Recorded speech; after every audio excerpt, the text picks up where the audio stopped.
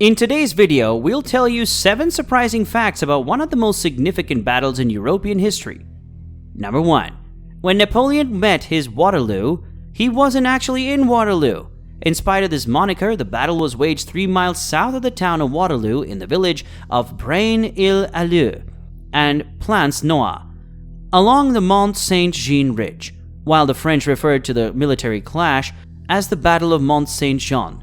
It became known to most of the world as the Battle of Waterloo because the Duke of Wellington, who led the victorious forces, made his headquarters in the village, and the dateline written on the official report he sent back to Britain ultimately became linked in popular memory with the battle. Napoleon never set a foot in Waterloo, it's a fact. Belgian historian and former Waterloo resident Bernard Coppens told the Wall Street Journal. Number 2. British troops comprised only a minority of Wellington's forces.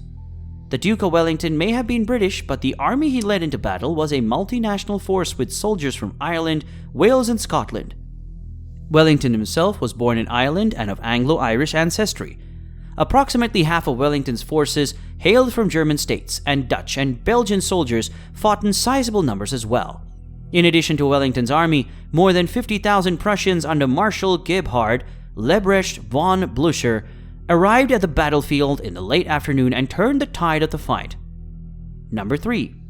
A defeated Napoleon considered an escape to the United States. Following the Battle of Waterloo, Napoleon returned to Paris, where he was forced to abdicate on June 22, 1815. He fled to the coastal city of Rochefort, from where he likely intended to sail to the United States, which had just concluded its own war with Great Britain. "You must have heard of the new misfortune of the emperor," wrote one of Napoleon's relatives to another in the wake of his abdication. "He's going to the United States, where we shall all join him." British ships, however, had blockaded Rochefort, and the former emperor did not want to risk the potential embarrassment of being caught hiding on board a vessel.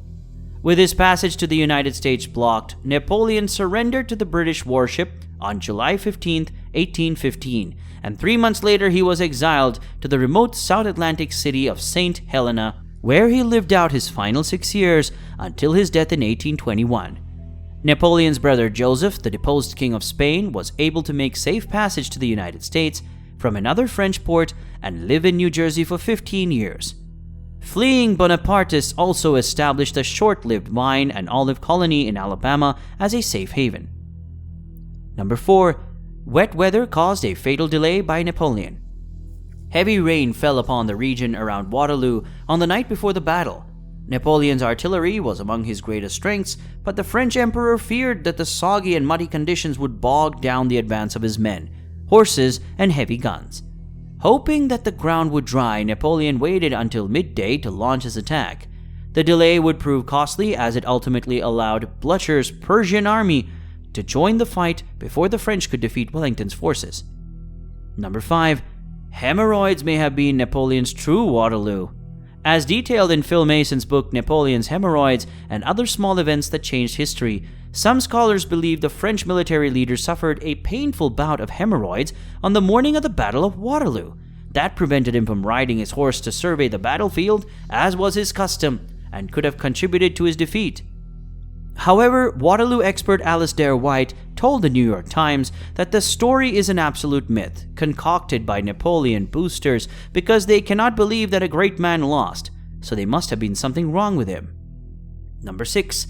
Scavengers harvested Waterloo teeth from dead soldiers to make dentures.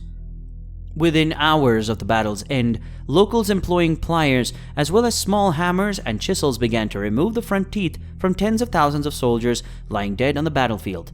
With demand for human teeth high, the looters sold the pilfered teeth to dentists who crafted them into dentures. According to England's National Army Museum, English dentists did nothing to conceal their sources, advertising the dentures as Waterloo teeth or Waterloo ivory. Even by the time of the Civil War, English dentists continued to do a brisk trade importing the teeth of fallen soldiers, still referred to as Waterloo teeth. Number 7. The Duke of Wellington pocketed a sizable tribute. The peace treaty agreement between France and European powers in November 1815 reduced the size of French territory and required the defeated country to pay an enormous indemnity over the course of 5 years.